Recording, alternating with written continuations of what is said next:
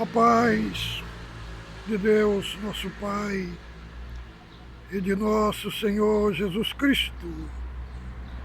Espanha, 4 de abril de 2021.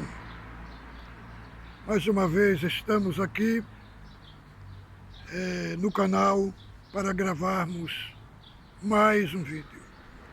Você está no canal Felisberto Moreira. Seja bem-vindo ao nosso canal. Inscreva-se no nosso canal, faça seus comentários, dê o seu like, porque é muito importante. A nossa missão aqui, meu irmão, não é uma missão de querer mostrar que somos mais sábios, que somos mais inteligentes. Não, irmão. Nosso assunto aqui é Cristo. Ele é o centro da nossa vida. Ele é tudo da nossa vida. Então, nós não... seria muito injusto nós conhecer um pouco das riquezas de Deus, das riquezas eternas, e não compartilhar com nossos queridos irmãos. Hoje vamos dar continuidade ao vídeo de ontem.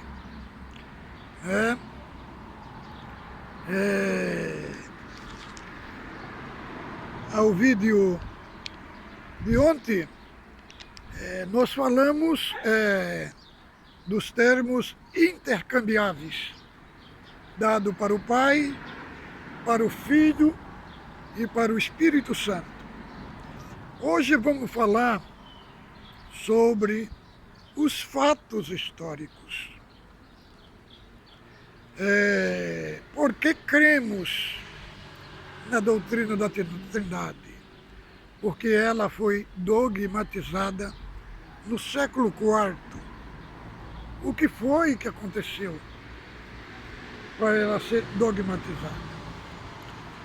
Irmãos, esta guerra, este ataque contra a Trindade, falando que Cristo não é Deus, que Deus é só o Pai Criador.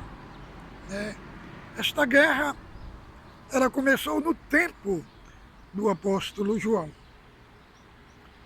Vale salientar que o Evangelho de João foi escrito lá pelos anos 90 depois de Cristo. O último evangelho a ser escrito. Quando João escreveu o seu evangelho, irmãos, os evangelhos sinóticos, Mateus, Marcos e Lucas, já eram ventilados na igreja primitiva. O Evangelho de João foi escrito por causa de um grande ataque contra a igreja primitiva, o ataque do gnosticismo. E os gnosticistas, eles desacreditavam nas 3 doutrinas fundamentais da fé cristã, que é a criação, a encarnação e a ressurreição. Então, eles tinham um pilar grego. Vale salientar que quando Alexandre o Grande, que conquistou ali toda a Palestina, era rei da Macedônia, da Grécia, toda a Palestina foi helenizada ali, irmãos. E aí surgiu os gnósticos. Os gnósticos, eles não criam que Cristo tinha um corpo humano. Eles criam que Cristo tinha um corpo, mas não era humano. Eles criam que quando Cristo foi crucificado, né, Cristo abandonou Jesus. Então eles faziam uma divisão entre o Cristo histórico e o Cristo divino. Eles falaram que na crucificação, Cristo deixou Jesus, entendeu? Então eles tinham um pilar grego que se chamava dualismo. O dualismo. O que significava o dualismo? O dualismo significava que se Cristo fosse Deus, então como é que ele ia ser Deus se a carne era má? Então o dualismo falava que a alma era imortal, né? Mas o corpo era mau. Falar de ressurreição com grego era falar de uma coisa que tinha regressivamente muito mal e complicado para eles entenderem, né, que o corpo ia ressuscitar. Então, eles acreditavam neste pilar dualista que a alma era imortal, mas que o corpo era mau. Então, se o corpo era mau, então Jesus Cristo não poderia ter natureza divina e ter natureza humana. Ele não poderia ser Deus. Então, a guerra contra a divindade de Cristo já começou no tempo do apóstolo João. Foi por isso que o apóstolo João escreveu o Evangelho. O tema central do Evangelho de João é a divindade de Cristo. É o Verbo eterno que se fez carne e habitou entre os homens, e vimos a sua glória como a glória do unigênito do Pai, cheio de graça e de verdade.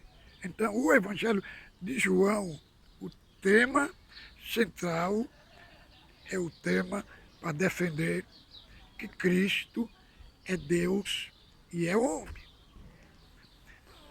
É verdadeiro Deus e verdadeiro homem. Então, este é o tema central do apóstolo João. Desde do capítulo 1 até o capítulo 20 e 21, o tema central é mostrar para a igreja, é mostrar para os leitores do seu tempo e do nosso tempo que Cristo é verdadeiro Deus, verdadeiro homem. Então esse evangelho foi escrito para combater a heresia do gnosticismo, que falava que Cristo não era Deus. Então, irmãos, quando João escreveu este evangelho, todos os apóstolos, os 11 apóstolos já tinham morrido pelo viés do martírio. Só quem estava vivo era o apóstolo João. Então o Evangelho de João foi o último evangelho a ser escrito. Agora, o primeiro livro do Novo Testamento a ser escrito foi a Epístola aos Tessalonicenses, que foi escrito nos anos 50. quando Paulo escreveu a Epístola dos Tessalonicenses, não havia nenhum evangelho ainda escrito. Entendeu? Então, irmãos, eu estou dando essa explicação para os irmãos entender no assunto que vamos entrar aqui historicamente. Agora, depois da morte de todos os apóstolos, do século I ao século XV, temos a história da patrística. O que é a patrística? A patrística se refere aos pais da igreja e aos pais apostólicos, aqueles que andaram com os apóstolos. Então eles eram chamados de pais apostólicos. Então do século I até o século V foi tempo de muito ataque contra a igreja, contra a fé da igreja. E aí foi desenvolvido as doutrinas. Foi o tempo das formações das doutrinas para a igreja. Então, irmãos, é muito importante nós não conhecer só a vida dos apóstolos na Bíblia, mas conhecer a vida dos pais da igreja, do pai apostólico. Eles que deram continuidade à obra de Cristo, né? Embora tem muitas coisas que aconteceu na patrística que eu não concordo, irmão, mas no que tange respeito à fé cristã, no que tange respeito à defesa da sã doutrina, aí eu concordo com os pais apostólicos. Então, primeiramente, vou mostrar para os irmãos que a doutrina da Trindade, depois da morte dos apóstolos, os que andavam com os apóstolos, eles defenderam a crença na Trindade. Então vamos começar aqui os relatos, os documentos históricos destes teólogos cristãos.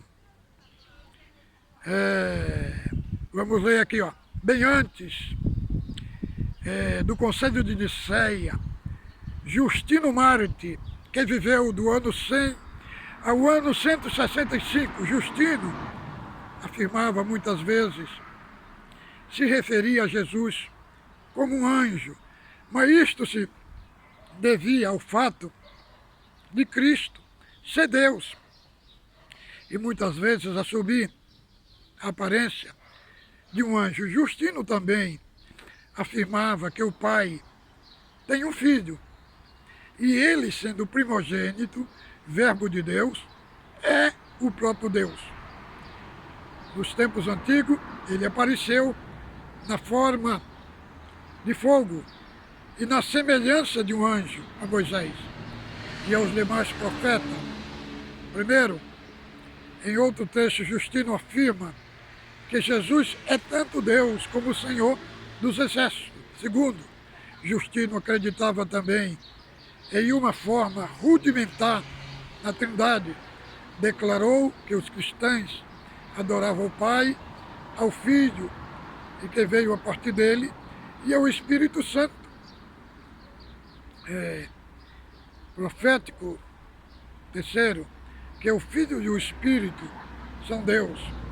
Fica subentendido, pois somente Deus se deve adorar e prestar culto.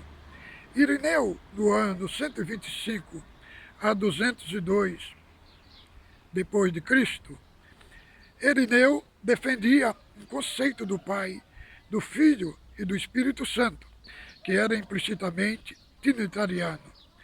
Desta maneira, declarou que a Igreja tem sua fé em um só Deus, Pai onipotente, Criador do céu e da terra, do mar e de tudo que nele há. Em um só, Cristo Jesus, Filho de Deus, que se encarnou para a nossa salvação, e do Espírito Santo que proclamou, mediante os profetas, as dispensações de Deus, e no mesmo contexto fala de Cristo Jesus, nosso Senhor, é Deus, e Salvador e Rei. 5. Irineu escreve a respeito de Cristo Jesus, o Filho de Deus, que por causa do seu amor incomparável à sua criação, condescendeu em ser nascido da Virgem, sendo que ele mesmo uniu-se a si, a humanidade, com Deus. Desta forma, Irineu defendia que Jesus é tanto Deus como homem. Clemente sustentava que Cristo é realmente a deidade plena, plenamente manifesta, sendo ele feito igual ao Senhor do Universo, porque ele era seu filho. E o mesmo Deus que o Pai. Clemente chamou Cristo explicitamente de um Filho eterno e negou que o Pai tenha existido em algum tempo sem seu Filho eterno. Então, irmãos, isso daqui são documentos, declarações enfáticas dos pais da Igreja, que antes do Concílio de Nicéia, eles já criam, irmãos, já cria que Cristo era tanto homem como Deus, né?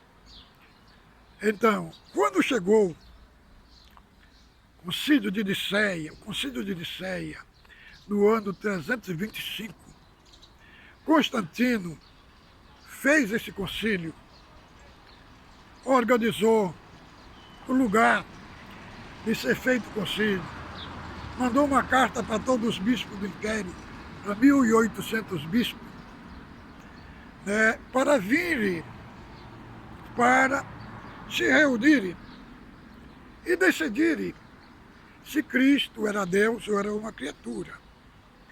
Porque tinha um presbítero de Alexandria que se chamava Ário, né?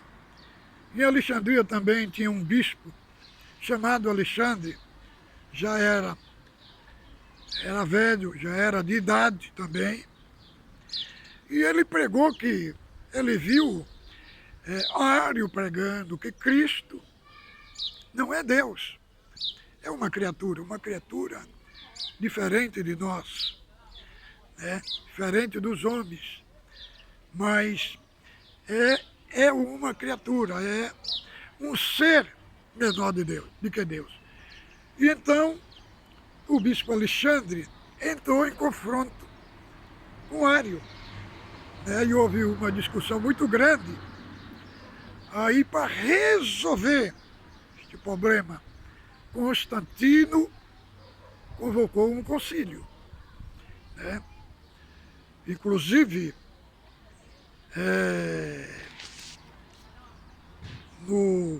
no concílio de Nicéia,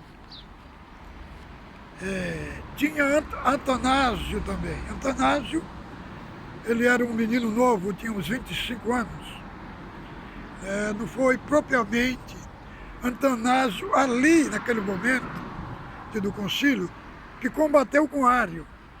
Quem combateu com Ário foi o bispo Alexandre. Atanásio era um diácono, né? Só e depois ele foi presbítero e depois ele foi bispo. Só foi bispo lá pelo ano 330, depois do concílio. Aí que ele entra em cena no combate para defender a doutrina da Trindade. Vale salientar que estes bispos, irmãos, eles não eram bispos da Igreja Católica Romana. A Igreja Católica Romana, como instituição, ela só aparece no século VI.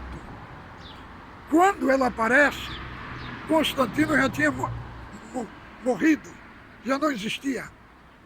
Quando ela foi instituída e quando foi levantado o primeiro bispo de Roma, Constantino já não existia. Então é muito fundamental a gente ler a história, né? Ler a história detalhadamente, para quando gravar um vídeo, não ficar falando e inventando coisas que não se adequam com os fatos da história. Né? Nos diz que a Trindade vem de Constantino. Não, Constantino não era teólogo, era um chefe do Estado, era um rei. Era rei. Então, por que ele chamou os bispos? Porque os bispos que iam abordar o assunto sobre o Cristo. Por quê? Porque eles eram ministros da igreja, ministravam a igreja. E estes bispos, irmão, só para os irmãos terem ideia, Constantino, quando assume o poder recentemente, tinha terminado o reinado de Diocleciano, que foi um rei que perseguiu muitos os cristãos. E os bispos que compareceram ao concílio eram homens sofridos, tinham marcas no seu corpo, da chicotada, cicatrizes do sofrimento de perseguição que sofreram no reinado de Diocleciano. Eram homens sofridos, homens genuínos, entendeu? Então a missão de Constantino foi preparar o concílio, foi preparar o lugar, os amparatos ali do Estado, naqueles dias que ia se celebrar o concílio. Então essa missão foi a missão de Constantino. Constantino ficou do lado, um dos bispos que presidiu o concílio, e aí foi começar o debate com Ário, né, que era um presbítero da Alexandria. Ele defendia que Cristo estava junto a Deus, mas era menor do que Deus. É o mesmo conceito de Orígenes, de Alexandria. Então ele era da escola teológica de Alexandria, Ário. Tanto que os testemunhas de Jeová, o conceito deles são um conceito ariano. Eles não conseguem entender que Cristo é igual a Deus em natureza. Então, Orígenes, que era de Alexandria também, defendia que Cristo era subordinado a Deus na essência, né? Então, e houve esse debate, e Alexandre ganhou o debate. Ganhou o debate e provaram que Cristo é verdadeiramente Deus e verdadeiramente homem. Agora vamos ler aqui, irmão, para os irmãos, outros relatos. Aqui, ó. Com a morte dos apóstolos, não demorou para que a igreja se sentisse ameaçada pelas várias doutrinas que surgiram a respeito de Jesus Cristo que mais foi atacada, o que mais trouxe confusão, se refere ao que chamamos na teologia de união hipostática. União também conhecida como união mística ou dupla natureza de Cristo. É a doutrina clássica da teologia que afirma ter Jesus duas naturezas, sendo homem e ao mesmo tempo sendo Deus. Até o concílio de Calcedônia surgiram algumas doutrinas que crucificaram a divindade em detrimento da humanidade, como os ebionitas. Surgiram no início do século II. O nome ebionitas é derivado de uma palavra hebraica que significa pobre e indigente. Eram judeus crentes que não conseguiam,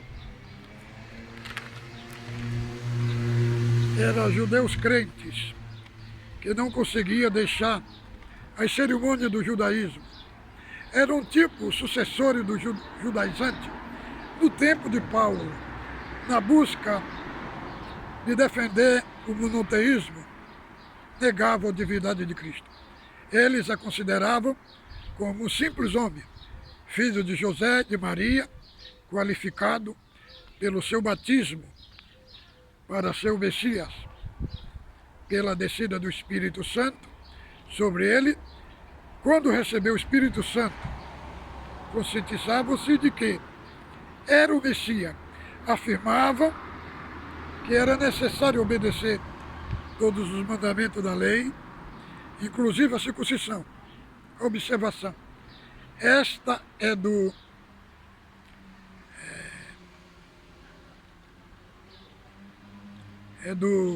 mini-utarianismo e de alguns liberais da teologia da libertação de hoje. Elogianos rejeitavam os escritos de João porque entendiam que sua doutrina do Logo, que significa o Verbo de Deus, estava em conflito com o resto do Novo Testamento. Também havia em Jesus apenas um homem nascido miraculosamente de uma virgem e que do batismo recebera o Espírito de Cristo.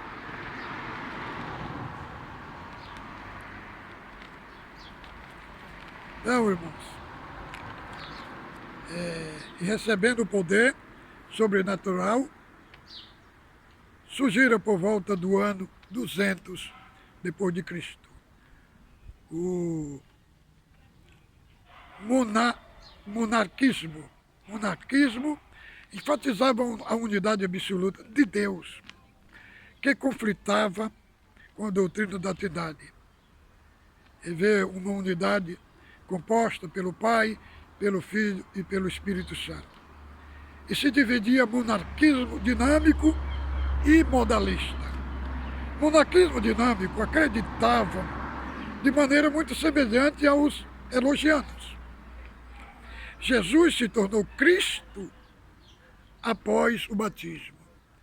Então, os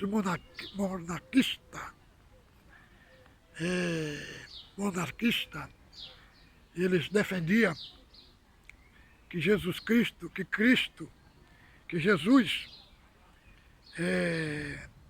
se tornou Cristo depois que ele foi batizado.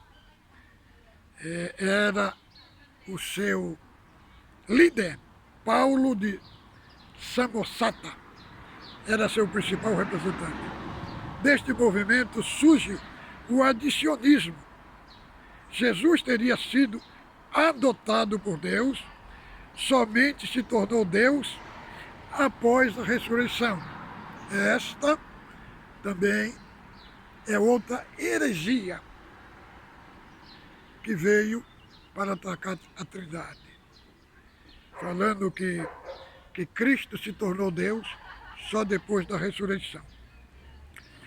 Aí depois surgiu também o modalista. Eles surgiram no terceiro século, conhecido como sabelianismo. Sabélio.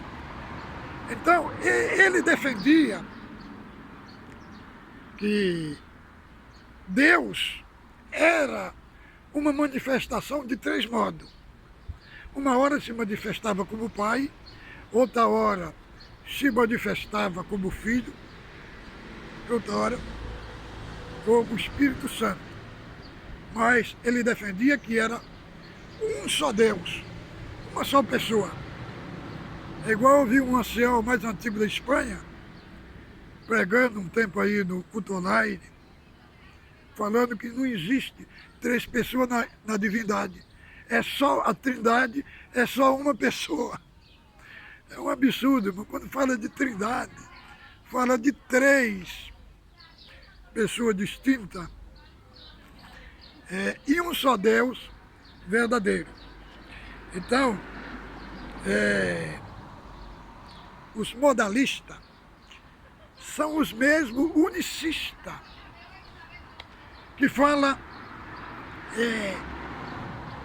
de Deus se manifesta de três modos. Uma ele manifesta como Pai, outra como Filho e outra como Espírito Santo. Isso daí, e como que vai explicar, irmão? Se Jesus Cristo é o Pai, segundo essa ideologia, essa teoria. Se Jesus Cristo é o Pai, e para quem Jesus Cristo orava então? Então ele orava para si mesmo? Para os irmãos verem, né?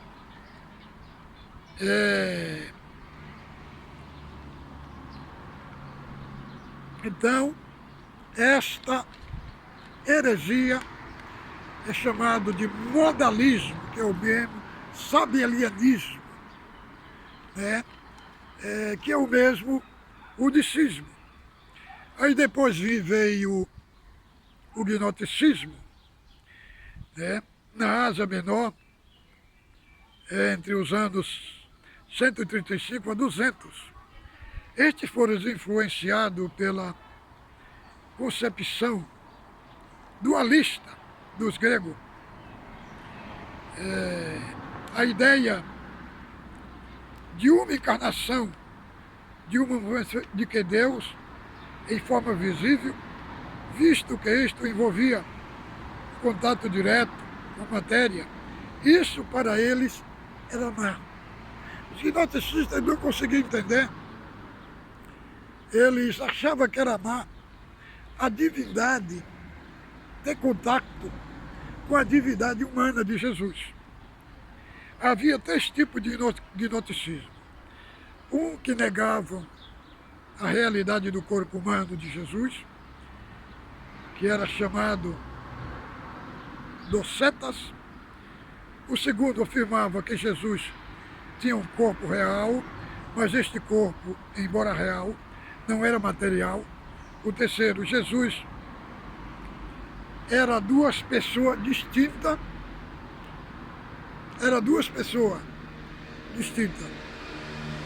não duas naturezas distintas, não duas naturezas unidas em uma só pessoa. Ele já defendia que Cristo tinha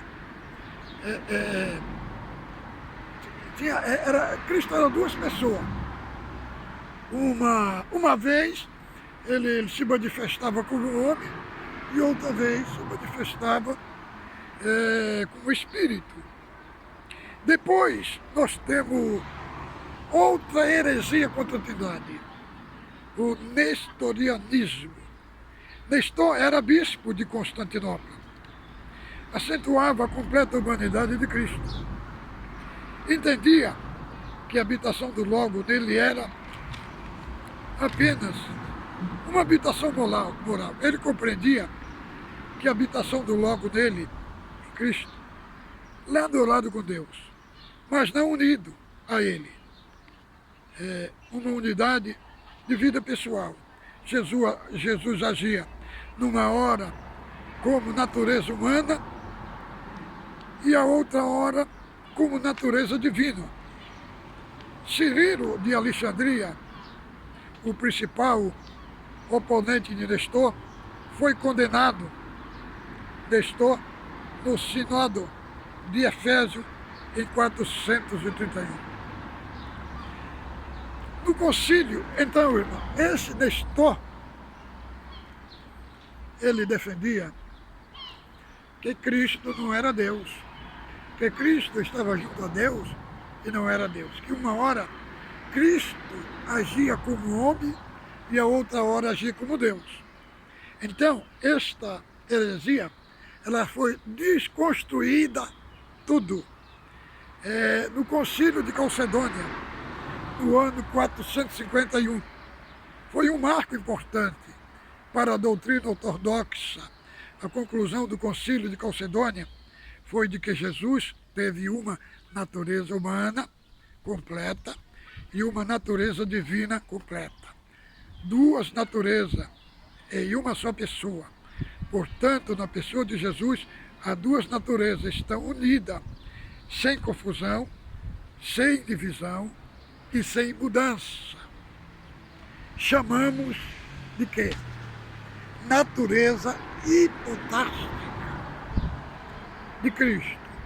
O que significa natureza hipotática? É a natureza divina unida à natureza humana, mas as duas não se misturam. Quando Jesus comia,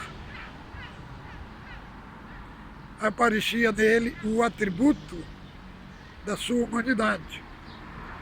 Quando ele bebia água, aparecia nele o atributo da sua humanidade.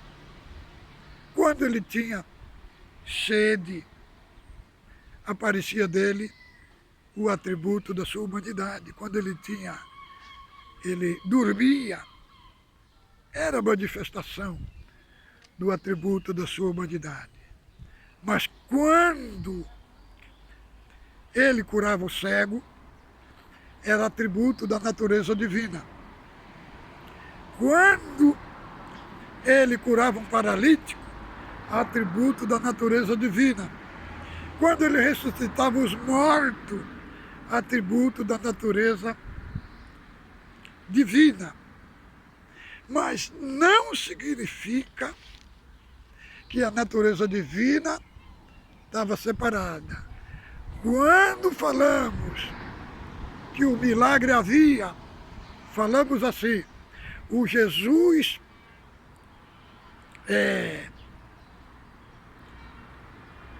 o Jesus todo, completo, foi ele que fez esse milagre.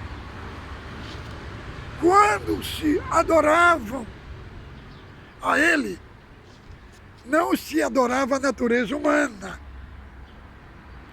mas se adorava o Jesus integral através da natureza divina que ele possuía. Entendeu? Quando Cristo fazia o milagre, se dizia, é o Cristo integral que fez o milagre. Não, a natureza divina fez o milagre e a natureza humana não teve participação, porque as duas estavam unidas ali, unida e inseparável.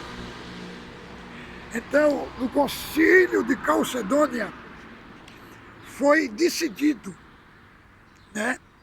sobre a natureza hipotástica de Cristo, no ano 451 depois de Cristo. Então, irmão, é por isso que cremos na doutrina da Trindade. Ela foi dogmatizada neste ano, no ano 451, que Cristo é verdadeiro Deus e verdadeiro homem. Então, irmão, sem a igreja conhecer a história do primeiro século, ao quinto século, não vai entender o que é a doutrina da Trindade. Nós temos que entender ela através da Escritura Sagrada e através da história, que foi nos deixado documento com fatos verdadeiros, igual esses fatos que eu abordei para os irmãos aqui, são fatos verdadeiros.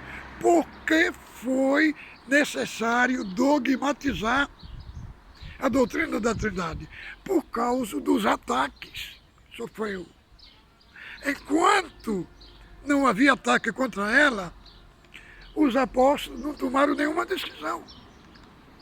Lá, a decisão só foi ser tomada na patrística, que vai do século I ao século V. Entendeu?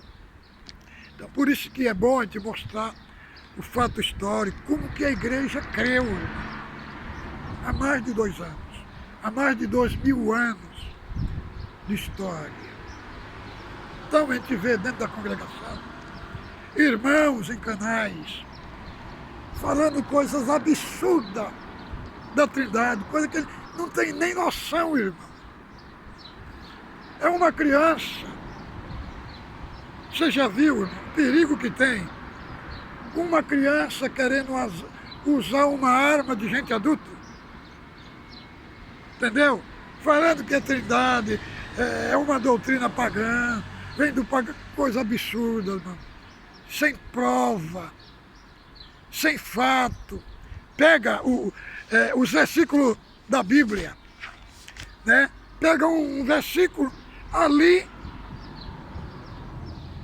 e quer provar naquele versículo que Cristo não é Deus, fazer uma doutrina em cima daquele versículo.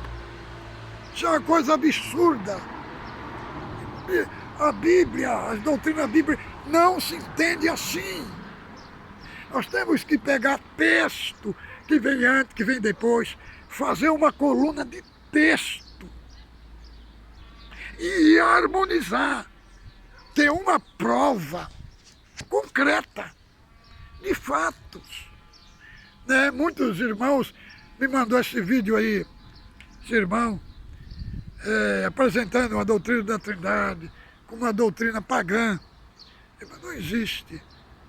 Não existe doutrina, Trindade pagã, como eu abordei no vídeo de ontem. Não existe Trindade, porque Trindade é 3 pessoas distintas, constituído uma só substância. Então, os deuses pagãos, eles não são uma só substância.